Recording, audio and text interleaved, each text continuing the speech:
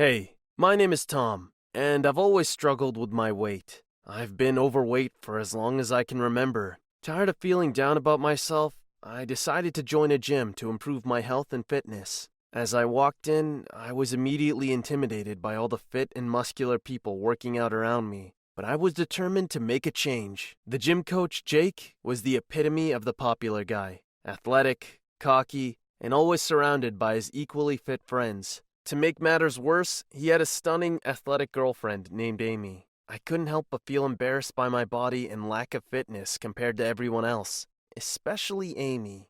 As I started working out, I found it really difficult to keep up with the routines, and Jake's continuous mockery only made me feel worse. One day, as I struggled to finish a set of push-ups, Jake sauntered over with a smirk on his face. "Hey, Tom. You know it's not a competition to see who can do the fewest push-ups in a minute," he sneered, clearly enjoying my discomfort. Trying to brush off his comments, I replied, "Well, at least I'm trying, Jake. Rome wasn't built in a day, you know." Jake laughed, unimpressed by my comeback. "True, but at this rate, you'll be ripped and ready for the cover of Nerdy Fitness Weekly in a lifetime." During a group workout session, Jake decided to pair people up for partner exercises. To my dismay, he paired me with his girlfriend, Amy. As we started the routine, I could feel Jake's eyes on us, ready to pounce on any opportunity to humiliate me. When we moved on to partner squats, Jake couldn't resist by making another dig. "Wow, Tom, you're really struggling there. Maybe you should just try squatting with a book instead of Amy. You know, something more your speed." Despite the embarrassment, I refused to let Jake's taunts get the better of me. "Very funny, Jake. I'm just getting warmed up." As the days went by, the humiliation only intensified. During a cardio session, Jake sneered. "Maybe you should lose some weight first before attempting this, Tom. Don't pass out this time like you did last week." I gritted my teeth and responded, "Thanks for the concern, but I've got this, Jake." In another instance, while I was struggling to use the weight machines, Jake mockingly suggested, "Hey, Tom, don't break the equipment with all that weight you're carrying. We wouldn't want to have to replace it." I rolled my eyes and retorted, "Don't worry, Jake. I think your ego is a greater threat to this place than I am." One day, as I stumbled during a workout, Jake jeered, "Did you just roll off the couch, Tom? You really shouldn't be here among us athletes. This gym is no place for druggies and dropouts." Frustrated by his relentless bullying, I snapped back. "You know what, Jake? I may not be as fit as you, but at least I'm working on it. Could you say the same about your personality?" Little did I know that my life was about to take a surprising turn, and Jake's attempt to mock me would backfire in a way he never expected. Despite Jake's continuous mockery, I started noticing that Amy didn't share her boyfriend's mean-spirited attitude. In fact, she was nothing like the popular stereotype I had expected her to be. She was kind, supportive, and even encouraging as we worked out together. "Come on, Tom, you can do it. Just a few more reps," she'd say during our training sessions, her voice full of genuine encouragement. Under Amy's guidance and support, I began to make significant progress at the gym. My strength and endurance improved, and I started to excel in the exercises. Jake, however, only seemed to intensify his humiliating tactics. One day, as I struggled to lift a particularly heavy weight, Jake called out, "Careful, Tom! Don't want you to get a hernia or something." The whole gym laughed as my face turned red with embarrassment. As Amy and I grew closer, Jake's jealousy and possessiveness started to show. He would hover around us during workouts, making snide remarks and trying to belittle me at every opportunity. He even went as far as accusing me of trying to steal his girlfriend. Things came to a head when Jake claimed to have caught Amy and me kissing on his 4K camera. He stormed into the gym one day, waving his phone around like a trophy, and confronted us in front of everybody. "You two have been sneaking around behind my back, huh?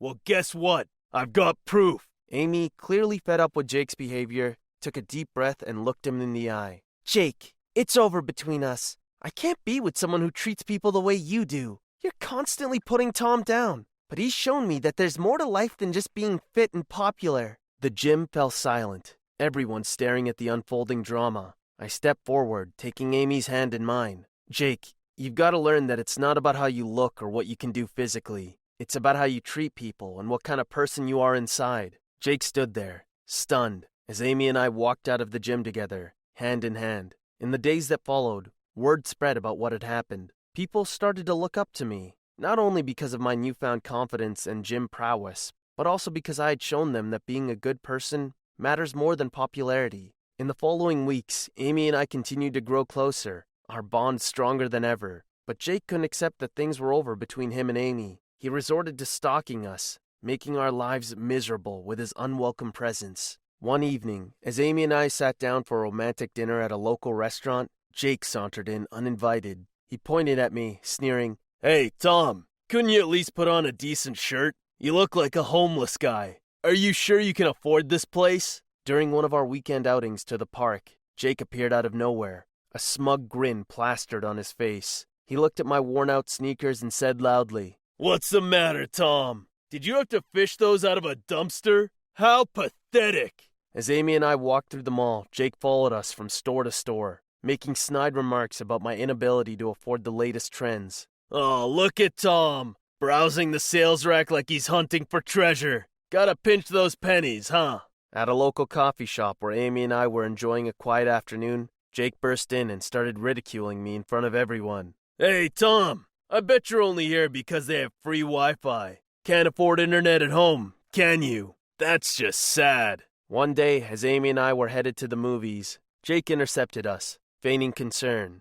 "Are you sure you want to go in there, Tom? Last I heard, they don't accept food stamps for movie tickets." Despite Jake's constant harassment, I remained patient, determined not to let him ruin my newfound happiness. One day, I decided it was time to reveal a secret I had kept hidden. I was actually a millionaire. My wealth had accumulated through smart investments and a successful business, but the stress of all of it led me to gain weight. Now, this should be interesting, I mused as I shared the news with Amy, who was ecstatic. Together, we decided it was time to use my wealth for a greater purpose and see how Jake would react. When Jake caught wind of the news, he was stunned. He approached me hesitantly, his voice dripping with disbelief. "Is it true, Tom? Are you really rich?" I grinned, my eyes twinkling with amusement. "Yes, Jake, it's true. But my wealth doesn't define who I am. I've learned that true happiness comes from the relationships we build and the person we become." I announced that I would be starting a charity to combat bullying and create a safe space for those affected by it. As part of the initiative, I would be purchasing the gym where we all worked out and appointing Amy as the top trainer. "Surprise, Jake! You never really know who you're mocking, do you?" I teased, reveling in his shock. "But don't worry, I have a proposition for you too." I extended an invitation to Jake, offering him a chance to participate in the charity and help out at the gym. But there was a catch. His role at the gym would be that of a janitor. It was an opportunity for him to learn humility and the value of hard work. As I reveled in the idea of Jake's newfound humility, another unexpected revelation came to light. It turned out that Jake had been hiding a secret of his own. He was the heir to a massive fortune, but he had been concealing it in order to live a normal life, away from the pressures of wealth and expectation. When his secret was revealed, the dynamic between Jake, Amy, and me shifted dramatically. No longer driven by jealousy and insecurity, Jake embraced his role as a janitor at the gym and became an active participant in the charity. It seemed that by revealing my own wealth, I had inadvertently allowed Jake to come to terms with his.